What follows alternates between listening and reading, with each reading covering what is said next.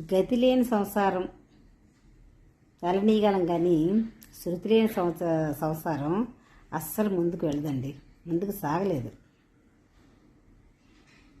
ఆలు మగల్లో ఎవరికో ఒకరికైనా ఓర్పు సహనం ఉండాలి. ఇద్దరిలో ఎవరు వల్ల పొరపాటున్నా ఏ చిన్న తప్పు జరిగినా కడుపులో పెట్టుకోవాలి. అప్పుడైతే సంసారం పెంచుకుంటుంది. లేకపోతే రణరంగం అండి. భార్య భర్తల తగ్గు వచ్చిందనుకో, అది రణరంగమే, నరకం.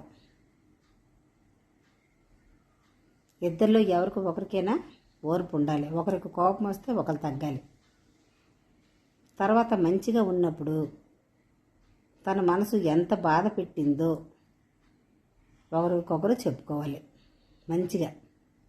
అప్పుడు ఎవరి తప్పులైనా వాళ్ళు సరిదిద్దుకుంటారు. ఇదే సంసారం అంటే.